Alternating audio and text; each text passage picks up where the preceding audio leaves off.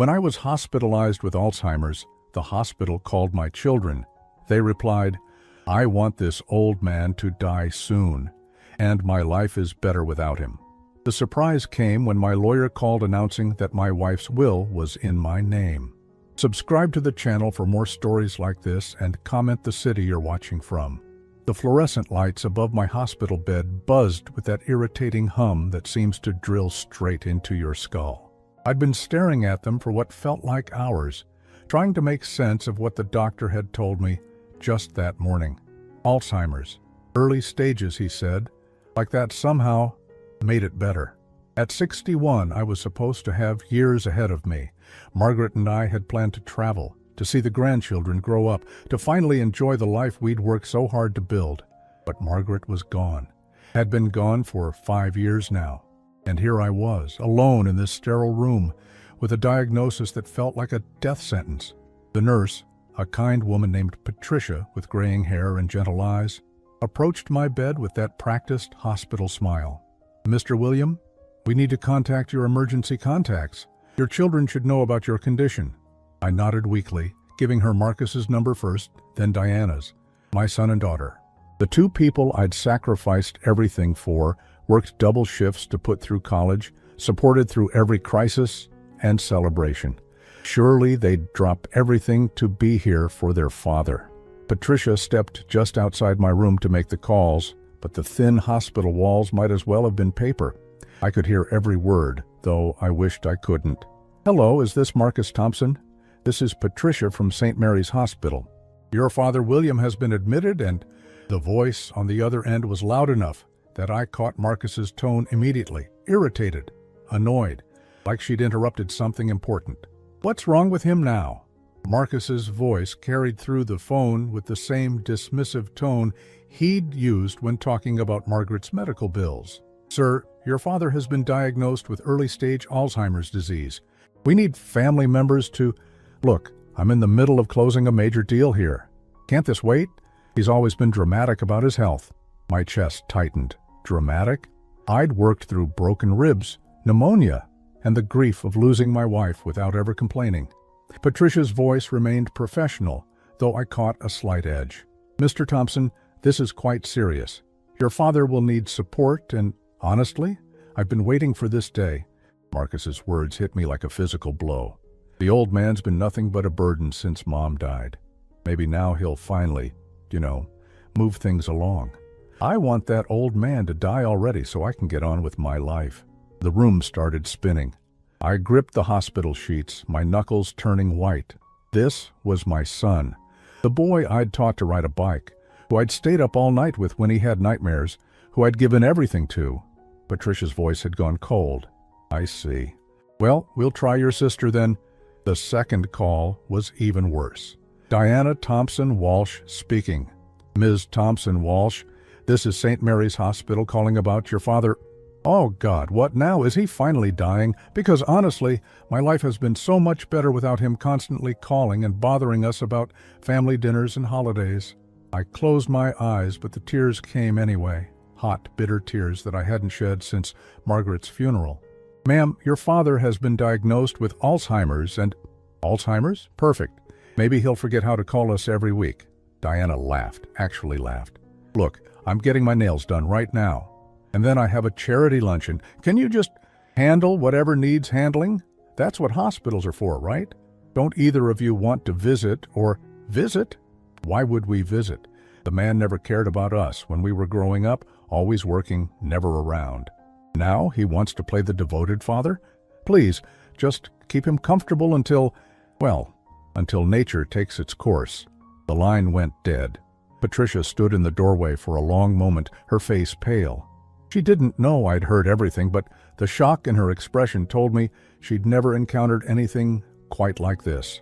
I turned my face toward the wall, pretending to sleep as she quietly entered the room, but sleep wouldn't come. Instead, memories flooded my mind like a dam bursting.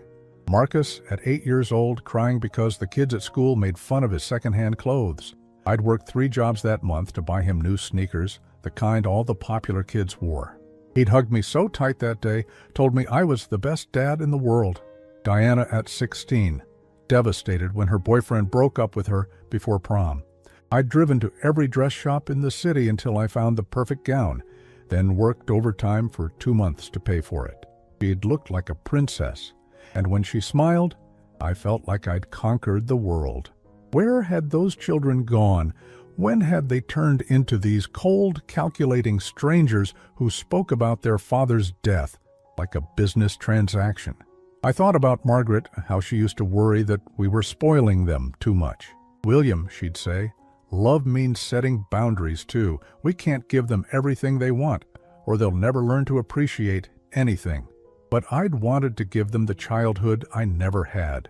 My own father had been distant, critical, never satisfied with anything I did.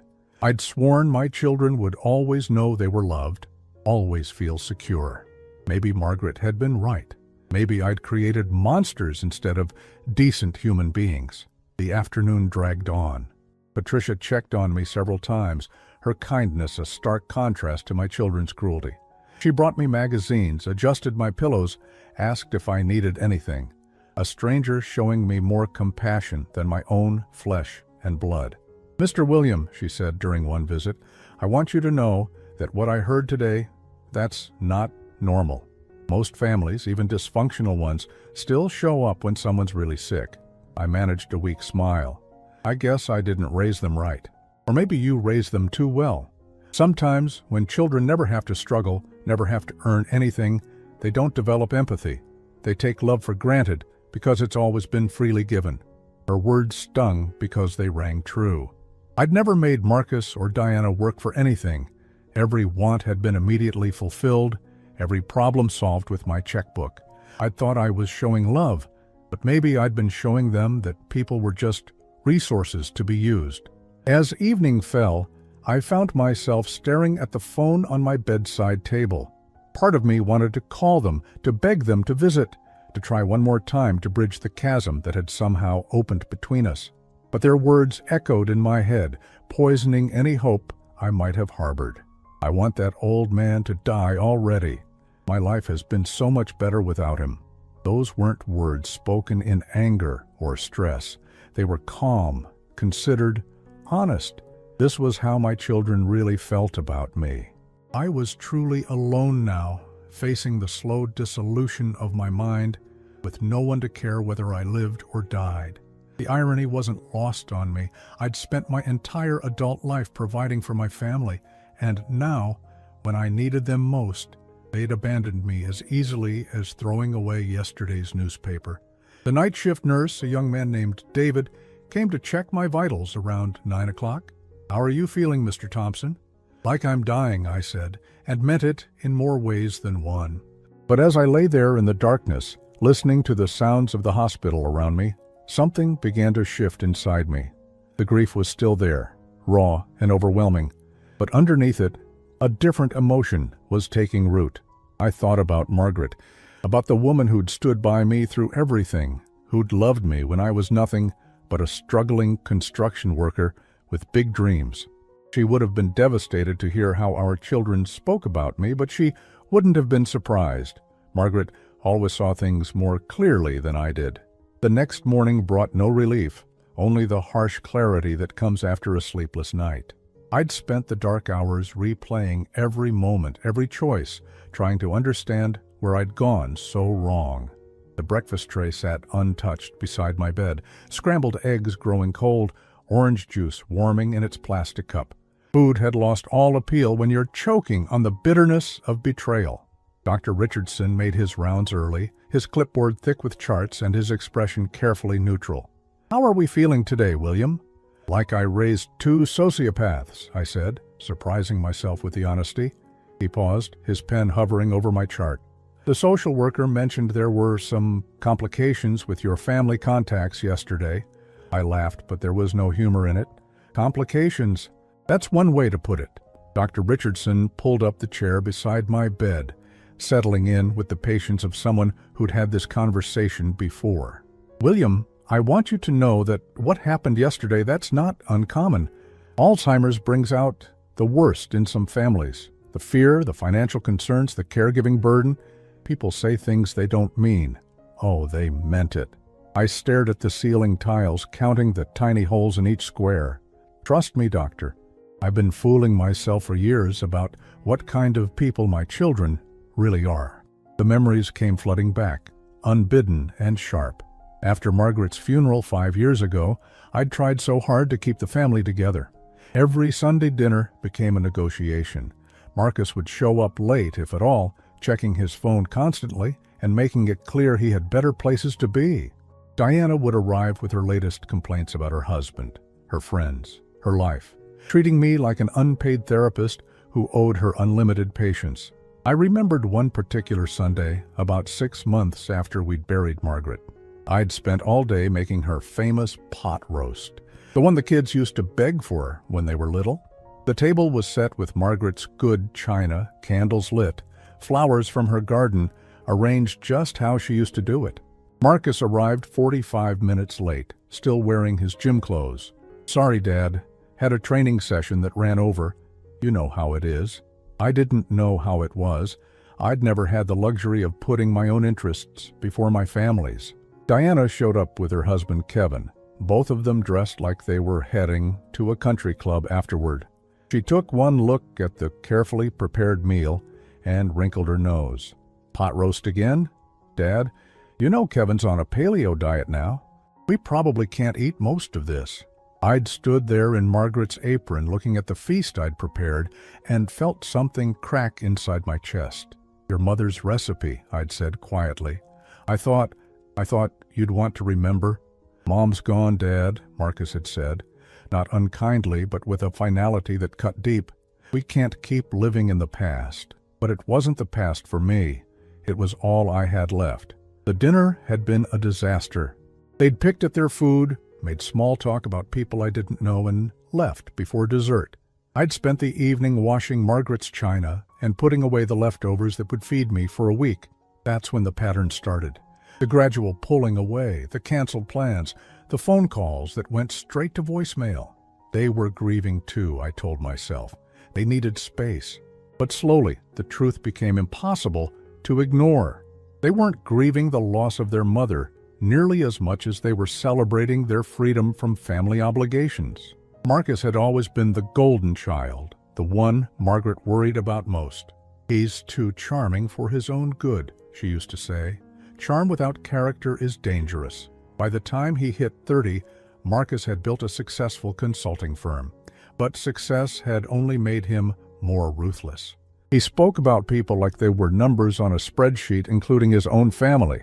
I remembered the last time I'd asked him for help with something.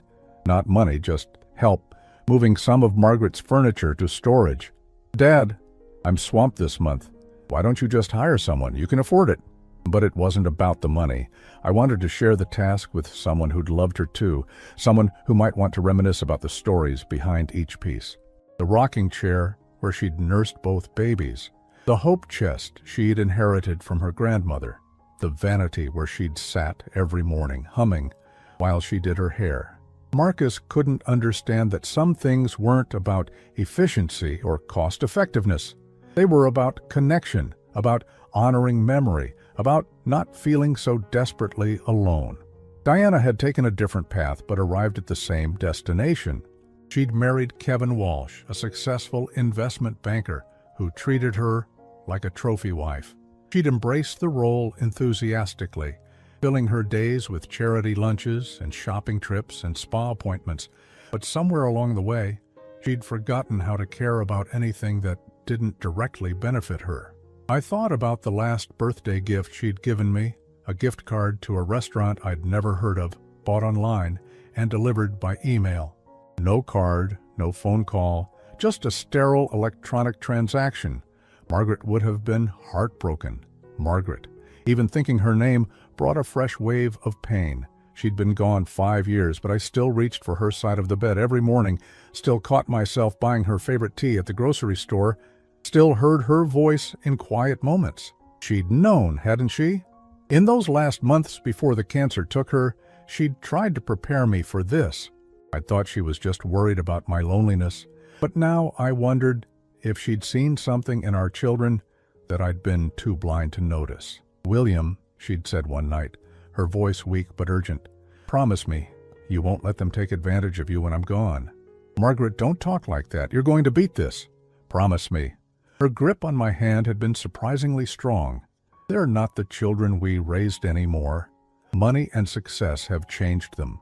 They see you as an inheritance waiting to happen. I'd brushed off her concerns, attributed them to the medications, the pain, the fear. Margaret was just being pessimistic because she was dying. Our children loved us. They were just busy, just dealing with their own lives. But she'd been right, hadn't she, about everything. The nurse came in to check my vitals, interrupting the painful spiral of my thoughts. It was Patricia again, her kind face creased with concern. "Still no word from your family?" she asked gently. I shook my head. "I don't expect there will be." She busied herself with my blood pressure cuff, but I could feel her disapproval radiating like heat. In 30 years of nursing, I've seen a lot of family dynamics, but what I heard yesterday, that was something else. "They're not bad people," I found myself saying, then wondered why I was defending them.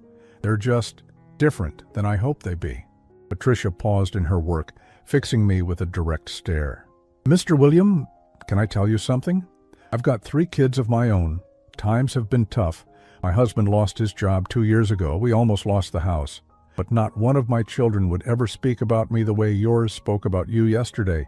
Not if I was dying, not if I was a burden, not ever." Her words hit harder than any accusation my children had made, because she was right. This wasn't about stress or fear or even selfishness. This was about a fundamental absence of love, of basic human decency. "The thing is," Patricia continued, "love isn't something you can buy or earn or demand. It's either there or it isn't. And if it isn't there after 61 years of being their father, well, maybe it was never there at all." After she left, I sat in the silence of my hospital room and finally admitted the truth I'd been running from for years. My children didn't love me. Maybe they never had. Maybe everything I'd interpreted as love had really been manipulation, calculated affection, designed to keep the benefits flowing. I thought about all the money I'd given them over the years. Marcus's startup capital when he launched his business. Diana's wedding, which had cost more than most people make in 2 years. The down payment on Marcus's house. Diana's car when she totaled hers in a fender bender. Christmas gifts, birthday gifts, just because gifts. When had I stopped being their father and become their personal bank? The answer was painful but clear. Probably the moment I'd started trying to buy their attention instead of demanding their respect. Margaret had tried to warn me, but I'd been too proud, too desperate, too afraid of losing them completely to listen. Now I had lost them anyway, but on their terms instead of mine. As the afternoon wore on, I found myself thinking about the future for the first time since my diagnosis. What would happen to me now? Who would make decisions when I could no longer make them for myself? Who would visit me when I forgot their names, when I forgot my own name? The answer was nobody. I would face this disease alone, in whatever facility would take me, with strangers paid to keep me alive, but not to care whether I lived or died. Unless Margaret had been planning for this possibility all along. On my 3rd day in the hospital, something unexpected happened. I was picking at my lunch, some sort of chicken that tasted like cardboard, when Patricia knocked on my doorframe. "Mr. William? There's a gentleman here to see you. Says he's your lawyer?" I frowned, setting down my plastic fork. "My lawyer?" A tall, distinguished man in his 60s stepped into the room, carrying a leather briefcase that looked older than I was. His silver hair was perfectly combed, his navy suit pressed to perfection. But his eyes held the kind of warmth that only comes from decades of dealing with people at their worst moments. "William Thompson," he extended his hand with a firm grip. "I'm Harold Harrison. I was your wife's attorney and yours as well, though we've never formally met." Margaret's attorney. I remembered her mentioning him a few times, usually in connection with updating our wills or handling some legal matter I'd been too busy to worry about. "Mr. Harrison, I'm sorry, but I'm not sure why you're here." He pulled up the visitor's chair, settling his briefcase on his lap with careful precision. "I'm here because of instructions your wife left with me. Very specific instructions that were to be followed only under certain circumstances. Something cold settled in my stomach. What kind of circumstances? If you were ever hospitalized with a serious illness and your children failed to visit or show appropriate concern. His eyes met mine with a gravity that made my mouth go dry. I've been monitoring the situation, William. I know about the phone calls. The room seemed to tilt slightly. Margaret had known this would happen, had planned for it. Mr. Harrison opened his briefcase and withdrew a sealed envelope, thick and cream-colored, with my name written in Margaret's careful handwriting. She made me promise to wait 72 hours after you were admitted, just to be certain. But given what I've observed, I stared at the envelope, afraid to touch it. She knew they wouldn't come. Margaret was a very perceptive woman. She loved your children, William, but she wasn't blind to their faults. In her final months, she became increasingly concerned about what would happen to you after she was gone. My hands trembled as I took the envelope. The paper felt substantial, expensive, the kind Margaret had always preferred for important correspondence. What's in here? I think it's best if you read it yourself.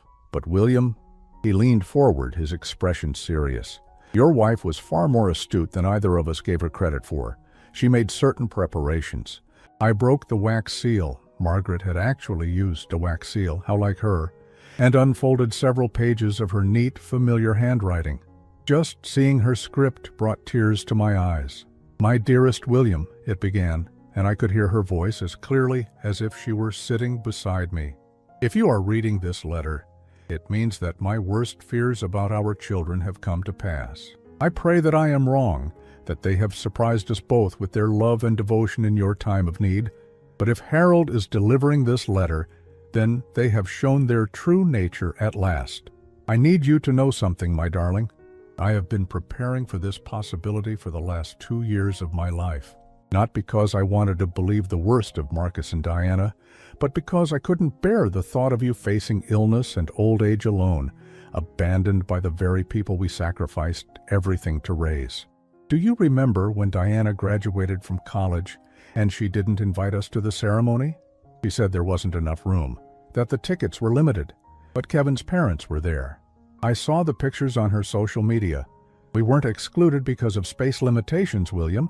We were excluded because we didn't fit the image she wanted to project to her new friends. And Marcus, do you remember his wedding? How we were seated at table 12 in the back corner while his business associate sat up front? How he introduced us to people as my folks from back home, like we were some embarrassing reminder of his humble beginnings. I watched them, William. I watched them calculate our worth in every interaction. They didn't call to check on us. They called when they needed something.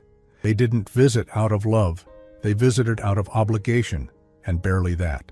I tried to tell you, but you wouldn't listen. You saw the children we'd raised, not the adults they'd become. Your love for them was so pure, so unwavering, that it blinded you to what they were becoming. But I couldn't afford to be blind. Someone had to protect you. Inside this envelope, you will find a key and an address. Harold will explain everything, but I need you to understand something first. Everything we built together, everything we worked for, it was never really about accumulating wealth. It was about security, about ensuring that we could take care of each other no matter what life threw at us. I made certain that if our children proved themselves unworthy of your sacrifice, you would still be protected. You would still be loved. You would still matter. The children think they know what we were worth, William. They have no idea. All my love, always and forever, Margaret. I lowered the letter, my vision blurred with tears. She knew. She actually knew this would happen. Mr. Harrison nodded gravely. Margaret came to see me about 18 months before she passed.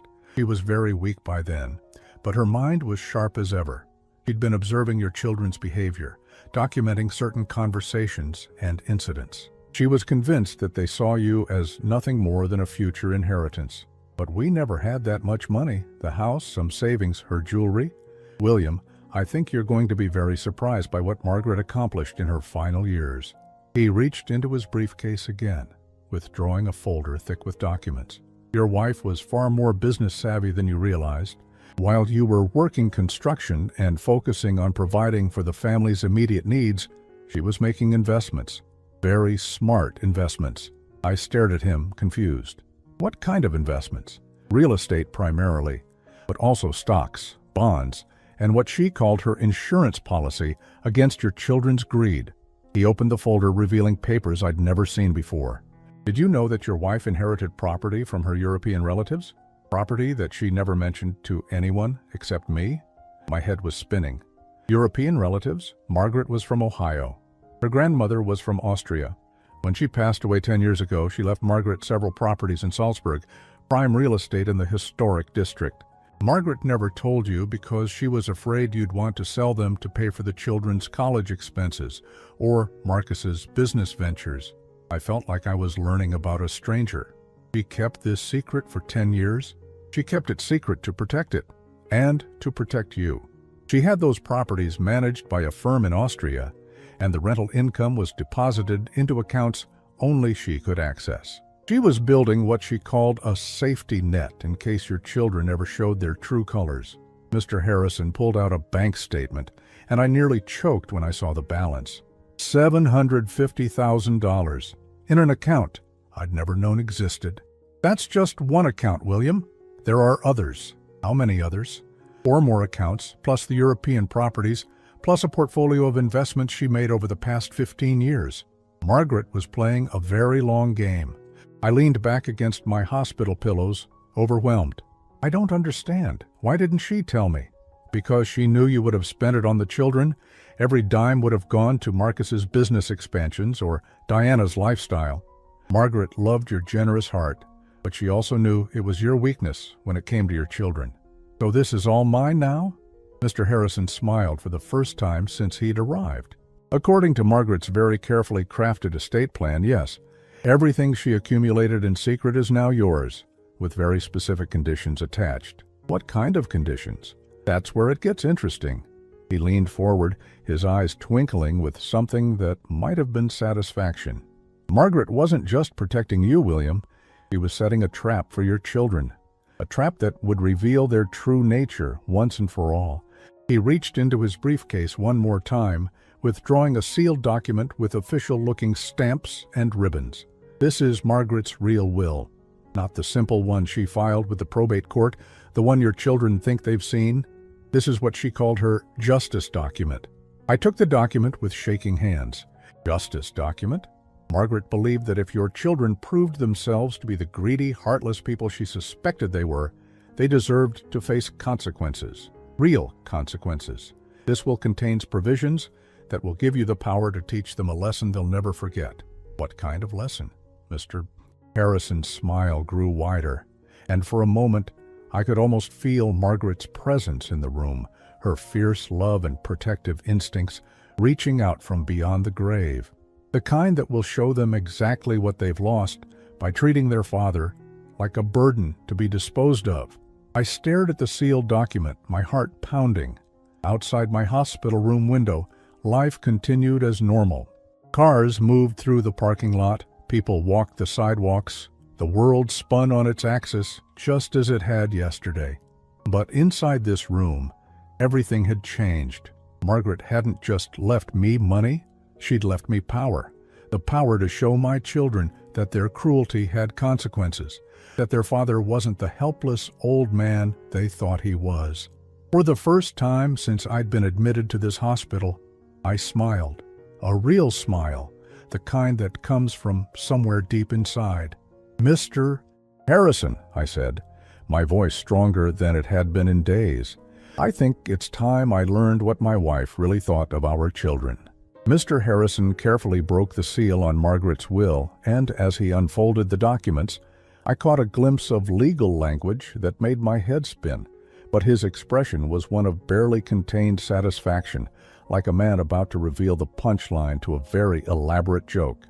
"William, before we go through this document line by line, I need you to understand the scope of what Margaret accomplished. The woman you thought you knew was just the surface.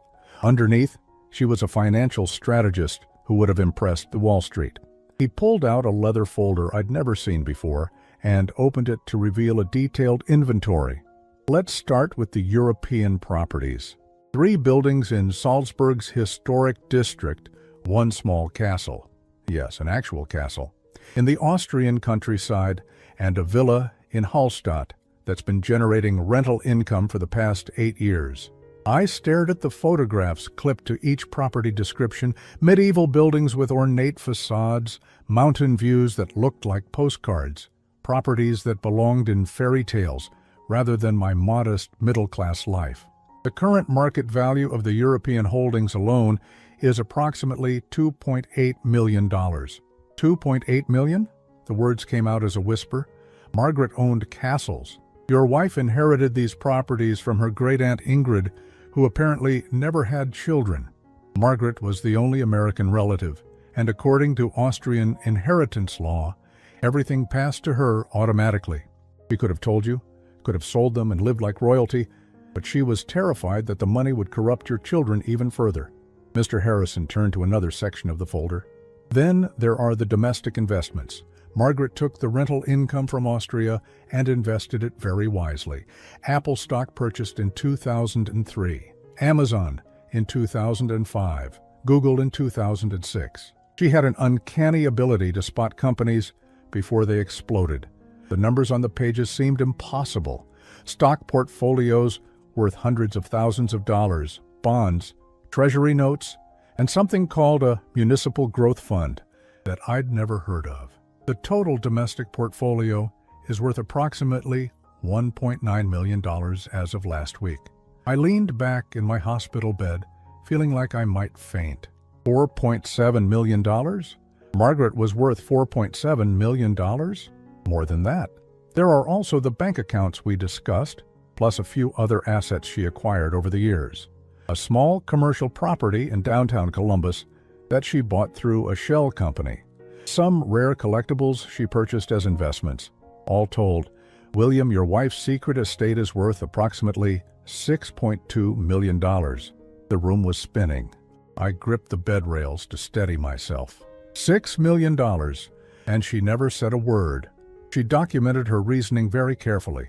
Mr. Harrison opened another folder, this one filled with Margaret's handwriting. She kept journals, William, detailed accounts of every interaction with your children, every request for money, every time they showed more interest in your assets than your well-being. He handed me a leather-bound notebook, and I recognized Margaret's careful script immediately. I opened to a random page and began reading. April 15, 2018.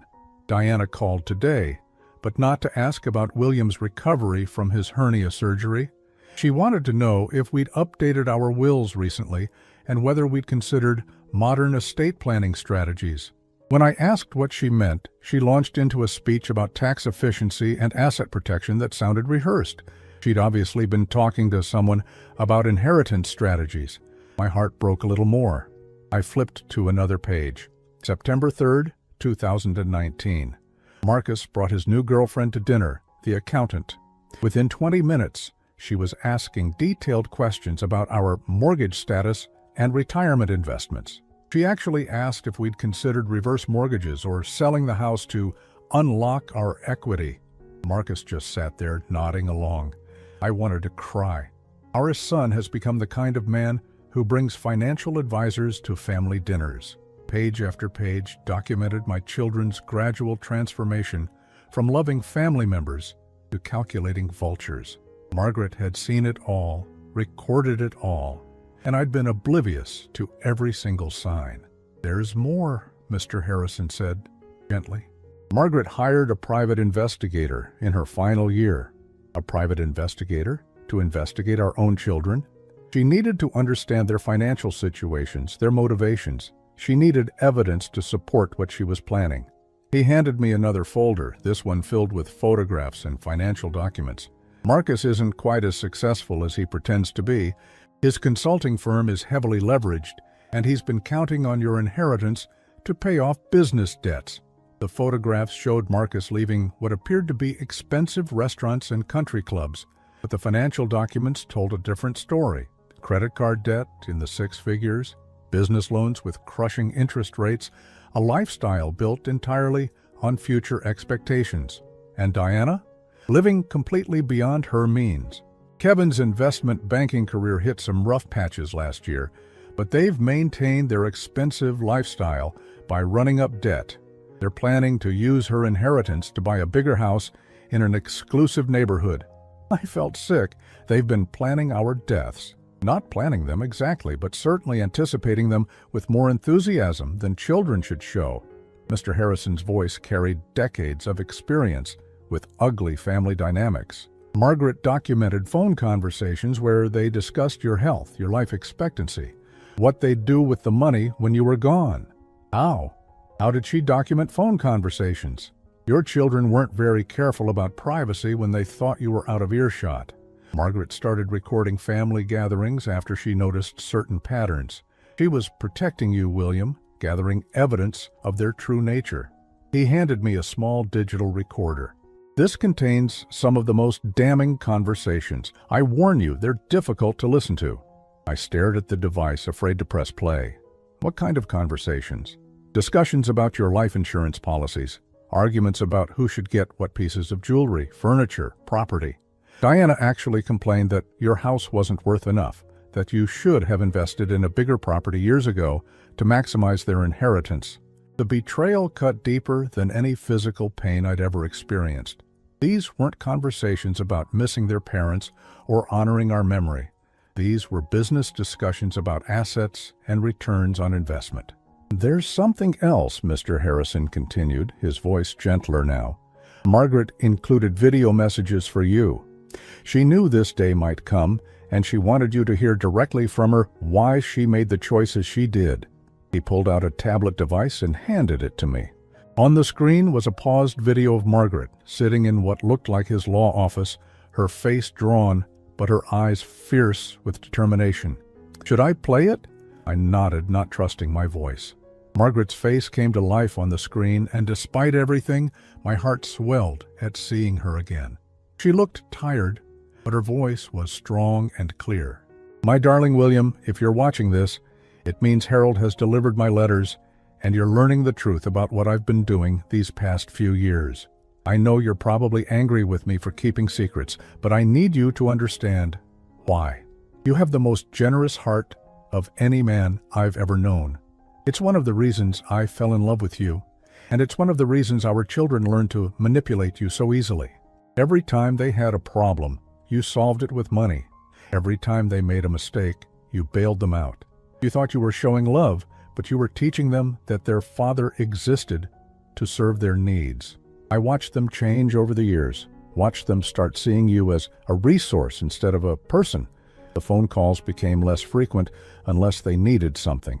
The visits became shorter and more obligation-focused. And the conversations. Oh, William, the conversations they thought I couldn't hear. Diana discussing your life insurance with Kevin, calculating how much they'd receive. Marcus meeting with financial planners to figure out the tax implications of inheritance. Both of them treating your inevitable death like a business opportunity. I started keeping records because I knew that someday, when you needed them most, they would abandon you. And I couldn't bear the thought of you facing old age or illness alone, wondering what you'd done wrong, blaming yourself for their cruelty. So I built something for you, my love. I built you independence. I built you power. And most importantly, I built you the ability to show our children that actions have consequences. The money I've accumulated isn't just for your care and comfort, though I hope it provides both. It's also ammunition, William. Ammunition in a war they declared the moment they started treating you like an inconvenience. You don't have to use it as a weapon if you don't want to. You can forgive them, help them, be the generous father you've always been. But now, you have a choice. For the first time in decades, you have real power in this relationship. I love you, William. I've loved you since the day we met, and I'll love you long after we're reunited. But I won't let our children destroy you the way they've tried to destroy the memory of our family. Use this gift wisely. Use it to protect yourself, and if necessary, use it to teach them what they've really lost by treating their father's love like a transaction. All my love, always, Margaret. The video ended, leaving me staring at a blank screen through tears I didn't remember starting to shed. Mr. Harrison sat quietly, allowing me time to process what I'd just learned. $6.2 million, evidence of my children's betrayal, and Margaret's blessing to do whatever I thought was necessary to protect myself. "There's one more thing," Mr. Harrison said finally. "Margaret left specific instructions about how to handle the revelation of this inheritance. She called it the test." "What kind of test?" His smile was sharp now, and I could see why Margaret had trusted him with her most important plans. "A test that will show your children exactly who they really are and give you the information you need to decide what they deserve." I looked down at the will in my hands, then back at Mr. Harrison. "What do I need to do?"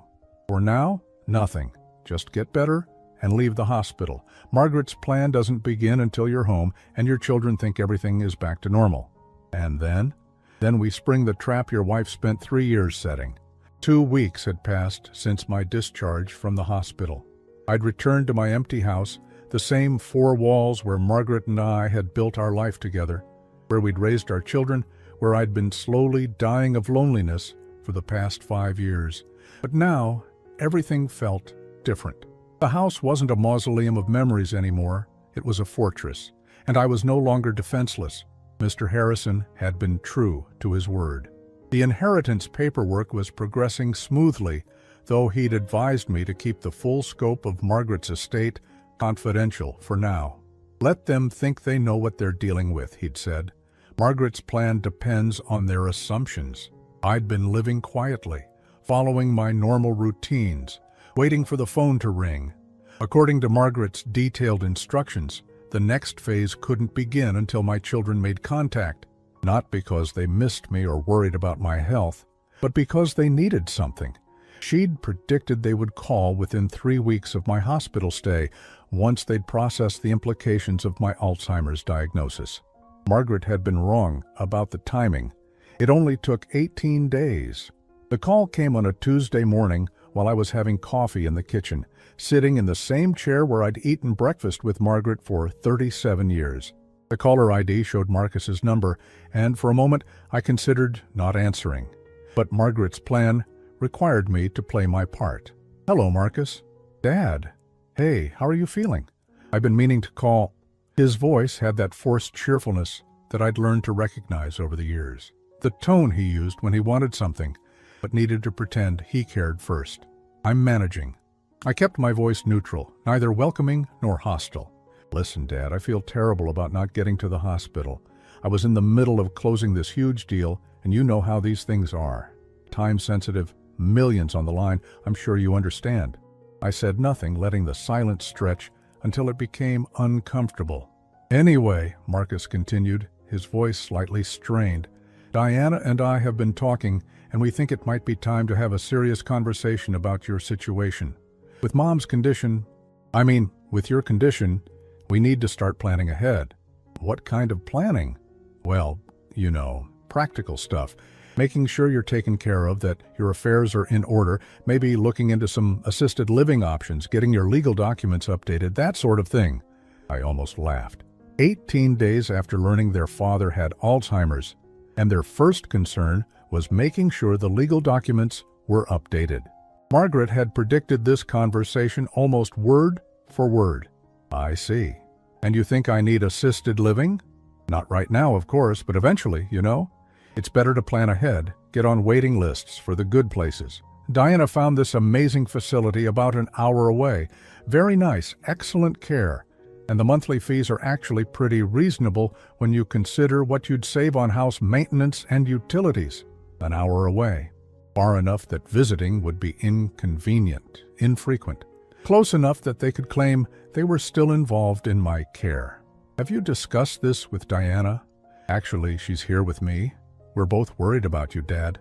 "Hold on, let me put you on speaker." Diana's voice came through the phone with that same artificial warmth. "Hi, Daddy. Marcus told me about your diagnosis. I'm so sorry we couldn't make it to the hospital. Kevin had this work crisis, and you know how demanding his schedule is." "Of course, but we're here for you now, and we want to help you through this. We've been doing research, talking to people who've dealt with similar situations. The most important thing is getting everything organized while you're still able to make decisions. While I'm still competent," she meant, while I could still sign documents transferring assets and authority. What exactly are you suggesting? Marcus jumped back in. Well, first, we should probably meet with your lawyer and make sure all your estate planning is current. Maybe set up a power of attorney situation so Diana and I can help manage things if the disease progresses. And we should probably think about simplifying your finances, Diana added. You've got the house, Mom's jewelry, various accounts and investments. It might make sense to consolidate everything, make it easier to manage. I gripped the phone tighter. They wanted access to everything, and they wanted it, while I was still healthy enough to sign it over willingly. There's something else, Marcus said, and his tone shifted slightly. We've been talking to a financial advisor about inheritance taxes and estate planning. There might be some strategies we should implement sooner rather than later, to protect the family assets. What kind of strategies? Well, if you were to transfer certain assets now, as gifts to your children, it could significantly reduce the tax burden on the estate. It's perfectly legal, and it would ensure that more of what you and Mom worked for stays in the family instead of going to the government. I closed my eyes, feeling a mix of rage and sadness so intense it almost overwhelmed me. They weren't even pretending to care about my health or well-being. This entire conversation was about money, about positioning themselves to inherit as much as possible, as quickly as possible. I see. And how much would you recommend transferring? Diana's voice perked up noticeably. Well, you can gift up to $15,000 per year to each child without tax implications. But there are other strategies too. The house, for instance.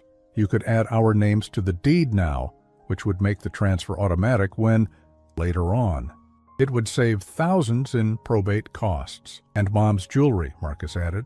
Diana should probably take possession of that now for safekeeping. Some of those pieces are quite valuable, and they'd be safer in a security deposit box than sitting in your bedroom. They had it all figured out. Every asset accounted for, every legal strategy researched. I wondered how long they'd been planning this conversation, how many meetings they'd had with financial advisors and estate lawyers. This is a lot to think about, I said finally. Of course it is. Diana's voice was syrupy with false sympathy. We don't want to overwhelm you, but Dad, we really should meet soon to start the process. Every month we wait is a month where your condition could worsen, where you might lose the ability to make these important decisions. When did you want to meet? How about this weekend, Marcus suggested. We could come to the house, maybe bring some paperwork for you to look at. Diana could go through Mom's things, start organizing what should be kept versus what should be dealt with. They wanted to clean out Margaret's belongings like she was a stranger who'd been boarding in our house. Actually, I said, surprising myself with how calm I sounded, I think it would be better if we met at Mr. Harrison's office. My lawyer. If we're going to discuss legal documents and estate planning, we should have professional guidance. There was a brief pause, and I could almost hear them exchanging glances. Your lawyer? Marcus sounded slightly less enthusiastic. Dad, we don't want to run up unnecessary legal fees. Most of this stuff is pretty straightforward. Nevertheless, I'd feel more comfortable with Mr. Harrison present. He handled your mother's estate, and he knows our family situation. Well, okay, if that's what you want. When were you thinking? Let me call his office and see what's available. I'll get back to you. Great! Diana's fake cheer was back. Dad, I want you to know how proud I am of you for being so proactive about this. A lot of people in your situation just stick their heads in the sand and hope for the best. But you're facing this head on, thinking about what's best for the whole family. What's best for the whole family, right. After I hung up, I sat in my kitchen for a long time, staring at the phone. Margaret had been right about everything. The timing, the approach, even the specific language they'd use. They weren't calling because they loved me or missed me or wanted to support me through a frightening diagnosis. They were calling because Alzheimer's represented a deadline, a ticking clock, on their ability to secure their inheritance. I thought about the recordings Margaret had made, the conversations she'd documented, where they discussed my life expectancy and their financial expectations. This phone call was just the latest entry in a pattern that had been building for years. But unlike all those previous conversations, this time I wasn't defenseless. This time I had $6.2 million they knew nothing about, and a plan designed by a woman who'd loved me enough to protect me from our own children. I picked up the phone and dialed Mr. Harrison's number. Harrison, Patterson, and Associates. This is William Thompson. I need to schedule a meeting. My children just called, and it's time to implement Margaret's plan. Ah, I could hear the satisfaction in his voice. How soon do you want to spring the trap? As soon as possible? They're hungry, Mr. Harrison. Hungrier than I ever imagined. In my experience, Mr. Thompson, greed always makes people reckless. They'll overplay their hand, and when they do, we'll be ready. I thought about Margaret's video message, about her instructions to use this gift wisely, about teaching my children what they'd really lost by treating their father's love like a transaction. Schedule it for Friday afternoon, I said, and Mr. Harrison, make sure you have all of Margaret's documentation ready. I want them to understand exactly how thoroughly their mother saw through them. It will be my pleasure, Mr. Thompson. After I hung up, I walked through my house, really looking at it for the first time since I'd come home from the hospital. The furniture Margaret had chosen with such care, the photos documenting our family's history, the little touches that made this place a home rather than just a building. Marcus and Diana wanted to strip it all away, turn it into assets to be liquidated and distributed. They saw dollar signs where I saw memories, saw inheritance where I saw the life Margaret and I had built together. But they'd made one crucial mistake. They'd assumed their father was the same weak, generous man who'd always given them everything they wanted. They had no idea that Margaret had transformed me into something else entirely. Friday couldn't come soon enough. Friday afternoon arrived with the kind of crisp autumn air that Margaret had always loved. I dressed carefully in my best suit, the navy one she'd helped me pick out for Marcus's wedding, and drove to Mr. Harrison's office with a calm I hadn't felt in years. My children had no idea they were walking into an ambush that had been 3 years in the making. Harrison, Patterson, and Associates occupied the top floor of a downtown building that spoke of old money and established power. The reception area was all dark wood and leather, the kind of place where serious legal business got conducted by serious people. Margaret would have approved. I arrived 15 minutes early, as was my habit, and Mr. Harrison greeted me personally. "Are you ready for this, William?" "More than ready." I followed him to his corner office, where he'd arranged several thick folders on his conference table. They have no idea what's coming, do they? None whatsoever. In fact, based on the phone calls my office received from both Marcus and Diana this week, they're expecting this meeting to be a formality. They think they're here to help their poor, confused father organize his simple estate. Mr. Harrison opened one of the folders, revealing the documents that would change everything. Margaret's instructions were very specific about how this should unfold. We're going to let them make their presentation first, let them show exactly who they are, and then we're going to show them who you really are. At exactly 3 o'clock, Marcus and Diana arrived together, both dressed in what I recognized as their serious business attire. Marcus wore an expensive suit that probably cost more than my monthly mortgage payment, while Diana had chosen a conservative dress that screamed, "trustworthy daughter." They'd even brought matching leather portfolios like they were attending a corporate merger instead of discussing their father's health. "Dad!" Diana embraced me with what felt like a performance, holding the hug just long enough to seem genuine to any observers. "You look wonderful. Much better than I expected after everything." Marcus shook my hand with his practiced business grip, the one he'd probably perfected in networking events and client meetings. "Thanks for setting this up, Dad. I know legal stuff can be overwhelming, but we're here to help you through it." Mr. Harrison introduced himself with professional courtesy, and we all settled around his conference table. I noticed how my children positioned themselves, Marcus and Diana side by side, facing me across the table like opposing negotiators. They'd probably planned this seating arrangement. "Well," Mr. Harrison began, "William has asked me to facilitate this family discussion about estate planning and future care arrangements. Marcus, I believe you had some specific suggestions you wanted to present?" Marcus opened his portfolio with the confidence of someone who'd given this presentation before, probably to financial advisors and tax attorneys. "Absolutely. Diana and I have done extensive research into the best strategies for protecting family assets while ensuring Dad gets the care he needs. He spread out several documents, each one meticulously prepared and annotated. First, we need to address the immediate concern of Dad's advancing condition. We've identified 3 excellent assisted living facilities within a reasonable distance, all of which specialize in memory care. Diana picked up the presentation seamlessly. The costs are actually quite manageable when you consider that Dad would no longer have house maintenance, utilities, property taxes, or insurance to worry about. The sale of the family home would more than cover the first several years of care. I said nothing, just nodded, as if I were absorbing their carefully prepared recommendations.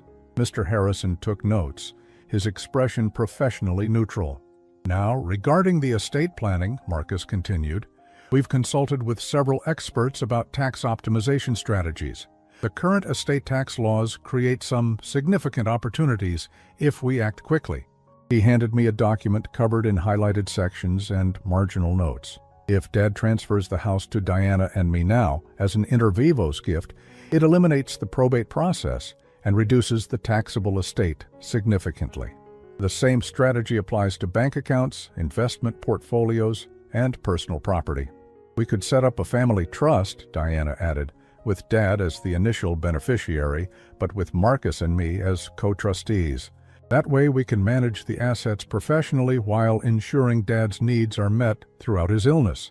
I pretended to study their documents while watching their faces.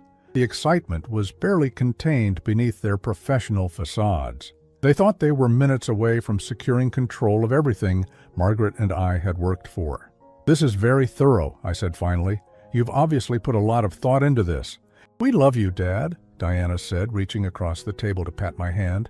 "We want to make sure you're protected, that you don't have to worry about financial matters while you're dealing with your health. And we want to honor what Mom would have wanted too," Marcus added. "She always worried about estate taxes and making sure the family assets stayed in the family."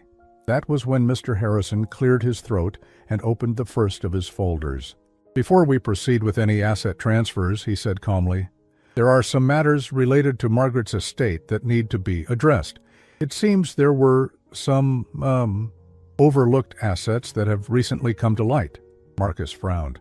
"Overlooked assets? We went through Mom's estate pretty thoroughly. There wasn't much beyond the house and some savings accounts."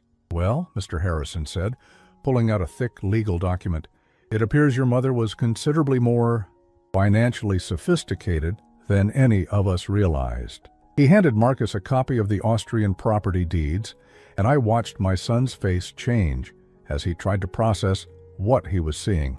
"What is this?" Diana leaned over to look at the documents. "Properties in Austria? That can't be right." "I'm afraid it's quite right," Mr. Harrison said smoothly. "Your mother inherited these properties from her European relatives approximately 10 years ago. She chose not to mention them at the time, but they've been generating substantial rental income all these years." Marcus's voice was strained. "How substantial?" Mr. Harrison opened another folder. "The current market value of the Austrian holdings is approximately $2.8 million. But that's just the beginning." "Maya," he began laying out document after document. Stock portfolios, investment accounts, real estate holdings, bank statements, showing balances that made both my children go pale. "Your mother, it seems, was quite the investor. She parlayed the Austrian rental income into a domestic portfolio worth approximately $1.9 million. Combined with various other assets and accounts," he paused for dramatic effect, "the total value of Margaret's undisclosed estate is approximately $6.2 million. The silence in the room was deafening. Diana's mouth had fallen open while Marcus stared at the documents like they were written in a foreign language. $6 million? Diana's voice was barely a whisper. "Mom had $6 million and never told us?" "She never told anyone except me," Mr. Harrison said. "And according to her will, all of these assets now belong to your father." And I watched my children's faces transform as the implications sank in. This wasn't about managing a modest estate anymore. This was about serious money, life-changing money.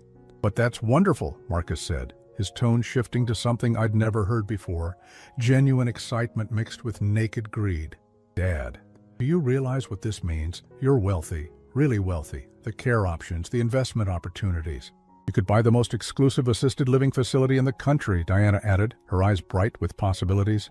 "Or hire private nurses, live wherever you want. This changes everything." Mr. Harrison nodded gravely. "Indeed it does. But there's something else you should know. Margaret left very specific instructions about how these assets should be handled." He opened the final folder and withdrew Margaret's justice document, the will that would determine my children's fate. "Your mother was apparently concerned about certain aspects of your relationships with your father. She documented these concerns extensively over the past several years." "What kind of concerns?" Marcus's voice had grown wary. Mr. Harrison began reading from Margaret's notes. "Phone conversations where you discussed your father's life expectancy and your inheritance expectations. Discussions about his insurance policies and asset values. Comments about wishing he would move things along so you could access your inheritance sooner." The color drained from both their faces. "She was also concerned about your behavior during his recent hospitalization. She had anticipated that if William ever became seriously ill, you might not respond with appropriate concern or support. I decided it was time to speak. I heard what you said, Marcus, when the hospital called to tell you I had Alzheimer's. I heard you say you wanted the old man to die already." Marcus went white. "Dad, I was under a lot of stress. And Diana," I continued, my voice steady as steel, "I heard you say your life was better without me bothering you with family obligations." Diana's eyes filled with tears, but I could see the calculation behind them. "Daddy, you don't understand. We were just upset, scared about losing you." "No," I said firmly. "You were annoyed about having to deal with me." Mr. Harrison cleared his throat. Margaret anticipated this conversation as well. She left video messages explaining her decisions. He turned his laptop around, and suddenly Margaret's face filled the screen. My children watched in stunned silence as their mother, speaking from beyond the grave, laid out exactly what she thought of their behavior and character. When the video ended, the office was silent except for Diana's quiet sobbing. "The justice document," Mr. Harrison continued, "contains Margaret's final instructions regarding her estate. Based on your behavior toward your father during his illness, she has made specific provisions." "What kind of provisions?" Marcus asked, though he looked like he already knew he wouldn't like the answer. "If William's children prove themselves to be, and I quote, greedy, heartless individuals who view their father as nothing more than an inheritance opportunity, then they are to be excluded from any benefits from Margaret's secret estate." I pulled out my phone and began scrolling through the missed calls from the past 3 days. 36 calls, all from Marcus and Diana, once news of the inheritance had leaked through legal channels. "You called me 36 times in 3 days, I said, showing them the screen. 36 times. In the 18 days after I was diagnosed with Alzheimer's, before you knew about this money, you called me exactly 0 times. Diana was crying harder now, but Marcus had gone cold and calculating. "This isn't fair. We're your children. We have rights." "You have the rights you've earned," I said, "which, according to your mother's very detailed analysis, is nothing." Mr. Harrison placed the final document on the table. "William, the decision is yours. Margaret's will gives you complete discretion over how her estate is distributed. You can give your children everything, nothing, or anything in between." I looked at Marcus and Diana, these strangers who shared my DNA but not my values, who had spent years planning my death and their inheritance. I thought about the phone calls I'd overheard, the cold calculation in their voices, the complete absence of love or concern. "Here's what's going to happen," I said, my voice calm and final. "I'm going to use Margaret's money to ensure I receive the best possible care for the rest of my life. I'm going to travel to those properties in Austria, see the places that helped provide my security. I'm going to live comfortably and independently for as long as possible." "And when you die?" Marcus asked bluntly. "When I die, everything goes to charity." Margaret included a list of organizations she wanted to support, medical research mostly, Alzheimer's research specifically. Diana gasped. You can't be serious. I'm completely serious. You made it clear that you see me as a burden, an inconvenience, someone whose death would improve your lives. So I'm removing myself from your lives entirely. You're free, just like you wanted. I stood up, Mr. Woody. Harrison gathering his documents. Don't call me unless it's a genuine emergency. Don't visit unless you actually want to see me, not my bank account. And don't expect anything from me because you've made it clear you have nothing to offer in return. As I walked toward the door, Marcus called after me. Dad, please, we can work this out. We're family. I turned back one last time. Family takes care of each other, Marcus. Family shows up when someone is sick. Family doesn't plan inheritance strategies while their father is lying alone in a hospital bed. We love you, Diana sobbed. I looked at her tear-stained face and felt nothing but pity. No, Diana, you love my money. You just found out the difference. I walked out of that office a free man. Margaret had given me more than financial security. She'd given me the power to choose my own family, to surround myself with people who valued me for who I was rather than what I owned. The 36 missed calls stopped after that meeting. My children never contacted me again, which told me everything I needed to know about their so-called love. I did travel to Austria to see the properties that had secured my independence. I stood in the castle that Margaret had inherited and never seen, walked through the villa where strangers had lived and worked to provide for my future. I felt her presence there, her love reaching across continents and years to protect me. I'm writing this story from my apartment in a beautiful retirement community that I chose for myself, paid for with money my children never knew existed. I have friends here, people who care about my well-being because they choose to, not because they feel obligated. Margaret was right about everything. Sometimes the people who should love you most are the ones who hurt you deepest. But she also taught me that love isn't about blood or obligation. It's about choice, respect, and genuine care. My children chose greed over love. I chose peace over family. And for the first time in years, I sleep soundly every night, knowing that I am safe, valued, and genuinely loved by the people I've chosen to call family. Margaret's final gift wasn't just money. It was freedom.